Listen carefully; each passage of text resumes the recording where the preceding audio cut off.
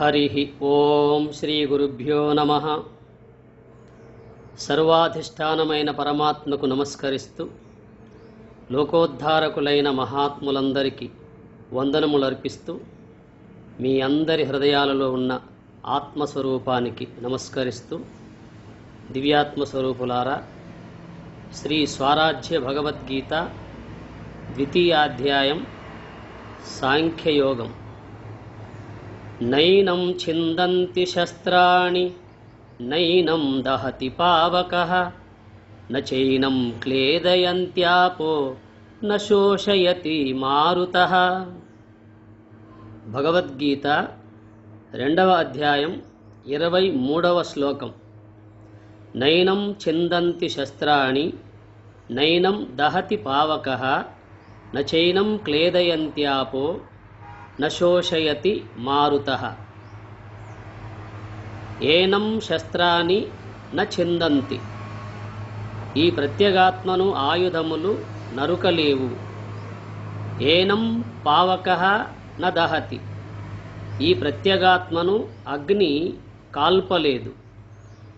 ఏనం ఆపః న క్లేదయంతి. ఈ ప్రత్యేగాత్మను నీరు తడుపలేదు. ఏనం మారుతః న శోషయతి. ఈ ప్రత్యేగాత్మను వాయువు కృషింపజేయలేదు. అర్జున, ప్రత్యేగాత్మను ఆయుధములు నరకలేవు, అగ్ని కాల్చలేదు, నీరు తడుపలేదు, గాలి కృషింపజేయలేదు. పంచభూతోత్పత్తికి హేతువైన ఈ ప్రత్యేగాత్మను పంచభూతములు నశింపజేయలేవు. పంచభూతములు నశించినా కూడా ప్రత్యేగాత్మ నశింపదు అని పరమాత్మ అర్జునునితో అంటున్నాడు. అర్జున, ఆత్మస్వరూపము ఆయుధముల చేత నరుకబడదు, ఆత్మస్వరూపము అగ్ని చేత కాల్చబడదు, ఆత్మస్వరూపము నీటి చేత తడుపబడదు, ఆత్మస్వరూపము వాయువు చేత కృషించిపోయేది కాదు. ఆత్మస్వరూపము అన్నిటికీ ఆధారమైనది. పంచభూతములు సమస్త ఈ ప్రపంచమంతా ఆత్మస్వరూపాన్ని ఆధారం చేసుకొనే ఉన్నది. పరమాత్మ నుండే పంచభూతములు ఉద్భవించాయి. పంచభూతములకు హేతు అంటే కారణము. పంచభూతములకు కారణమైనటువంటి ఆ పరమాత్మ స్వరూపము పంచభూతముల చేత నశించేది కాదు. పంచభూతములు నశించినా కూడా, అనగా ఈ ప్రపంచమంతా అంతరించినా కూడా ఆ పరమాత్మ స్వరూపము నశించేది కాదు అని తెలియజేస్తున్నాడు. ఈ శ్లోకం సమస్త మానవులకు దేవుడంటే ఏమిటో తెలియజేస్తుంది. ఎందువల్ల అంటే ఈనాడు మానవుడు దేవుని విషయంలోనే సరి అయిన మార్గాన్ని అనుసరించలేకపోతున్నాడు. అన్ని విషయాల్లో ఏదో ఒక విధంగా ఎప్పటికైనా యథార్థాన్ని గ్రహించి పయనించగలుగుతున్నాడు. కానీ దేవుని విషయంలో మాత్రం సరి అయినటువంటి పరిశీలన లేక ఎవరు ఏది చెప్పితే దాన్నే నమ్మి ప్రవర్తించడం జరుగుతుంది. అందువల్ల దేవుడు అనగా అతడు నరుకబడడు, దేవుడు కాల్చబడడు, దేవుడు తడపబడడు, దేవుడు కృషింపబడడు. కానీ దేహం నరుకబడుతుంది, కాల్చబడుతుంది, తడుపబడుతుంది, కృషించిపోతుంది. దేహానికి దేవునికి తారతమ్యం ఏమిటో బాగా విచారించినట్లయితే దేహాలలో ఉన్న ఆత్మస్వరూపము అది నరుకబడదు, కాల్చబడదు, తడుపబడదు, కృషించిపోయేది కాదు. దేహం మాత్రం నరుకబడుతుంది, కాల్చబడుతుంది, తడుపబడుతుంది, కృషించిపోతుంది. మరి ఈ విషయాన్ని మనం బాగా ఆలోచించినట్లయితే దేవుడంటే కేవలం మానవ నిర్మితమైనటువంటి యొక్క ఆకారాలు మాత్రమే దేవుడు కాదు. మానవ నిర్మితమైన ఆకారాలు మానవుణ్ణి త్రికరణ శుద్ధి కల్పింపజేసుకొని ధర్మ మార్గంలో సత్య మార్గంలో నడిపించేవిగా మన వాళ్ళు దేవుని యొక్క ప్రతిబింబాలు, దేవుని యొక్క ప్రతిరూపాలు మనకు బయట తెలియజేశారు. అది భక్తి మార్గాన్ని అనుసరించి త్రికరణ శుద్ధిని కలిగింపజేసుకొని మానవుడు సత్యదూరుడు కాకుండా ధర్మదూరుడు కాకుండా ఉండడం కోసం అవి మనకు ఉపకరిస్తాయి. కానీ నిజంగా విచారించితే సర్వమానవులలో ఉన్నటువంటి యొక్క ఆత్మస్వరూపమే దేవుడు, సకల జీవులలో ఉన్న ఆత్మస్వరూపమే దేవుడు, సర్వకాల సర్వావస్థలలో ఉన్నటువంటి యొక్క ఆత్మస్వరూపమే దేవుడు. అందువల్ల అట్టి ఆత్మస్వరూపము నరుకబడదు, తడుపబడదు, అది కాల్చబడదు, కృషించిపోయేది కాదు అని తెలియజేస్తున్నాడు. అనల తప్తంబుగాదు జలమునను మునిగితడి జందబోదు, అనిల శుష్కంబుగాదు నిరుపమంబని తెలుపు నారాయణ అని పోతనామాత్యుడు అన్నాడు భాగవతంలో. అనల తప్తంబుగాదు జలమునను మునిగితడి జందబోదు, అనిల శుష్కంబుగాదు నిరుపమంబని తెలుపు నారాయణ. అనలము అంటే అగ్ని, అనిలము అంటే వాయువు. అగ్ని చేత అది తప్తము కాదు, జలము చేత అది తడపబడి మునిగిపోదు, వాయువు చేత శుష్కింపబడేది కాదు, అది నిరుపమైనది, నిరుపమంబైనది అంటే సాటి లేనిది. ఎందుకంటే ఆత్మ వస్తువుకు మించినది మరొకటి లేదు లోకంలో కనుక నిరుపమంబైనదని తెలుపు నారాయణ. మహాత్ములు ఆత్మవస్తు ఇలాంటిదని తెలుపుతారు. అది సత్యమైనది, నిత్యమైనది, శాశ్వతమైనది, సాటి లేనిది అని ఈ విధంగా తెలియజేస్తూ ఉంటారు. అందువల్ల మానవుడు ఏ విషయంలోనూ మోసపోవడం లేదు, కానీ దేవుని విషయంలోనే మోసపోతున్నాడు. అందువల్ల సచ్చిదానంద స్వరూపమే దేవుడు అని మనకు శాస్త్రాల్లో చెప్పబడింది. ఇంకా సత్యము, జ్ఞానము, అనంతము ఆనంద స్వరూపమని చెప్పబడింది. అది సచ్చిదానందము, అది శుద్ధమది బుద్ధమది యుక్తము, అది సత్యమది నిత్యము, అది విమలమని తెలుపు నారాయణ అని పోతనామాత్యుడు నారాయణ శతకంలో చెప్పాడు. భాగవత సారాంశమంతా నారాయణ శతకంలో సమకూర్చాడు మహానుభావుడు. అది సచ్చిదానందము, అది శుద్ధమది బుద్ధమది యుక్తము, అది సత్యమది నిత్యము, అది విమలమని తెలుపు నారాయణ.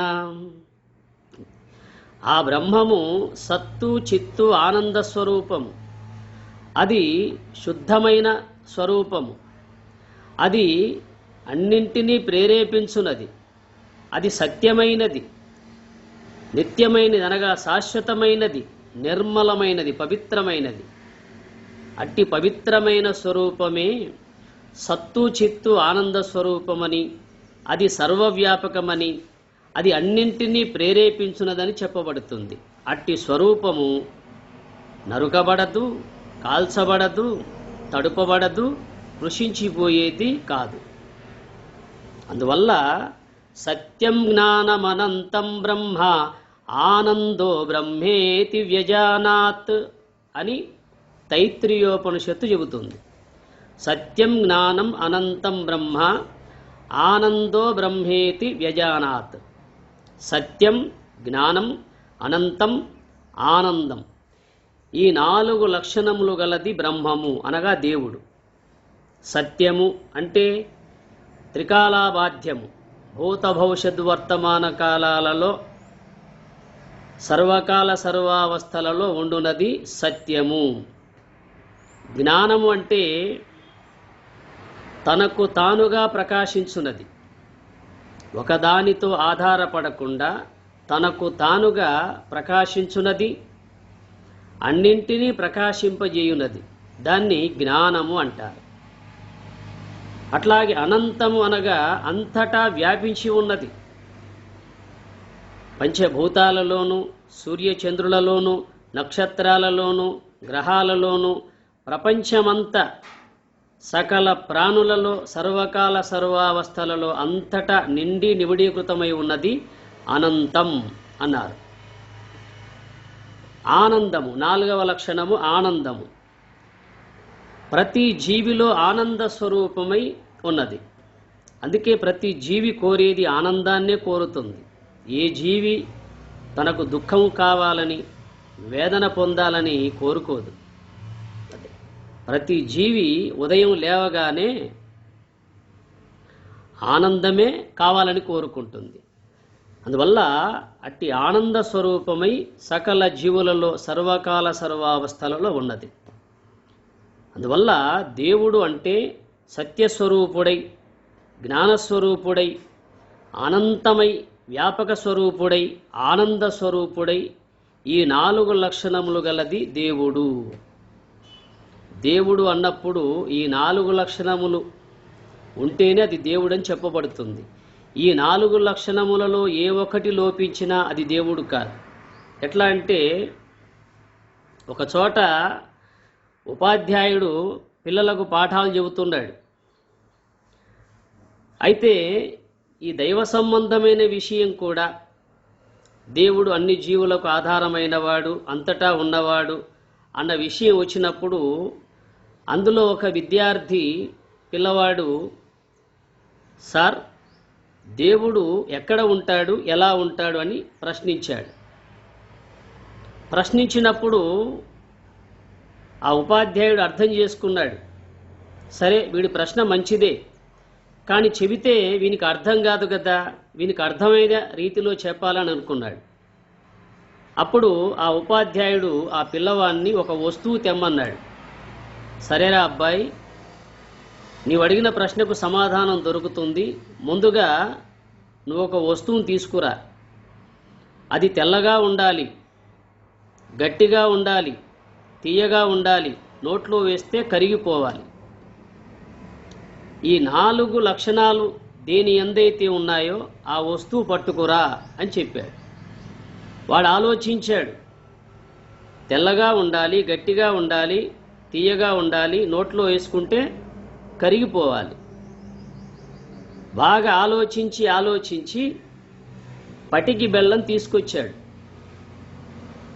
ఒక పిల్లవాడు మామూలు పటికి తీసుకొచ్చాడు, కానీ అది తెల్లగా ఉంది, గట్టిగా ఉంది, కరిగే గుణం ఉంది. అయినప్పటికీ కూడా తీపి అనేది లేదు అందులో. ఒకటి తెల్లని బెల్లం పట్టుకొచ్చాడు, అందులో గట్టితనం ఉంది, తీపితనం ఉంది, కరిగే గుణం ఉంది.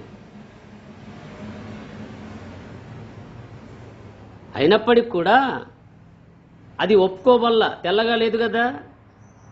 అందుకోసం తెల్లగా ఉండాలి, గట్టిగా ఉండాలి, తీయగా ఉండాలి, నోట్లో వేసుకుంటే కరిగిపోవాలి. ఈ 4 లక్షణములు గలది కడి చక్కెర, దాన్ని నగుబోతు అంటారు. కడి చక్కెర అనబడే దాన్ని నగుబోతు అంటారు. ఆ గడ్డ చక్కెర ఉంటుందే, ఆ గడ్డ చక్కెర తీసుకొచ్చాడు. అందులో 4 లక్షణాలు ఉన్నాయి. అది గట్టిగా ఉంటుంది, తెల్లగా ఉంటుంది, తీయగా ఉంటుంది, నోట్లో వేసుకుంటే కరిగిపోతుంది. అంటే 4 లక్షణములు గలది కడి చక్కెర, నగుబోతు. మరి కొంచెం సేపు నోట్లో వేసుకొని నమిలి మ్రింగే నగుబోతుకే 4 లక్షణాలు ఉంటేనే అది ఒప్పుకోబడుతుందే ఇది కడి చక్కెర అని. మరి దేవుని విషయంలో మనం ఎందుకు ఆలోచించడం లేదు? దేవుడు కూడా ఆ విధంగానే 4 లక్షణాలు కలిగి ఉంటాడు. సత్యస్వరూపుడై ఎప్పుడూ ఉంటాడు, జ్ఞానస్వరూపుడై ప్రకాశిస్తూ ఉంటాడు, అనంత స్వరూపుడై అంతటా వ్యాపించి ఉంటాడు, ఆనంద స్వరూపుడై అన్ని జీవులలో ఉంటాడు. అన్ని జీవులలో సత్యస్వరూపుడై, జ్ఞానస్వరూపుడై, అనంతస్వరూపుడై, ఆనందస్వరూపుడై ఉన్నవాడే దేవుడు, భగవంతుడు. అందువల్ల ఏ ఒక్క లక్షణం లేకపోయినా కూడా అది దేవుడు అని ఒప్పుకోబడదు. ఈ 4 లక్షణములు గల వాడే దేవుడు అని తెలియబడతాడు. అందువల్ల అది సచ్చిదానందము, అది శుద్ధం, అది బుద్ధం, అది యుక్తము, అది సత్యం, అది నిత్యము, అది విమలమని తెలుపు నారాయణ. అది సచ్చిదానంద స్వరూపము, అది పవిత్రమైనటువంటి యొక్క శాశ్వతమైనటువంటి ఆనంద స్వరూపము. అది అనలతప్తంబుగాదు, జలమునను మునిగి తడిజందబోదు, అనిల శుష్కంబుగాదు, నిరుపమంబని తెలుపు నారాయణ. ఓ నారాయణ, భగవంతుడా, నీవు నరుకబడవు, నీవు కాల్చబడవు, నీవు తడుపబడవు, నీవు కృషించిపోయేవాడివి కావు. ఎందువల్ల నీ నుండే అన్నీ ఉత్పన్నమైనాయి, నిన్ను ఆధారం చేసుకొనే అన్నీ ఉన్నాయి. అన్నీ నశించిన నీవు మాత్రం ఉంటావు అని మహాత్ములు ఇంత క్లుప్తంగా, ఇంత స్పష్టంగా మనకు తెలియజేస్తున్నారు. అందువల్ల దేవుడు ఎప్పుడు ఉండేవాడు, ఒకప్పుడు ఉండి ఒకప్పుడు లేనివాడు దేవుడు కాడు.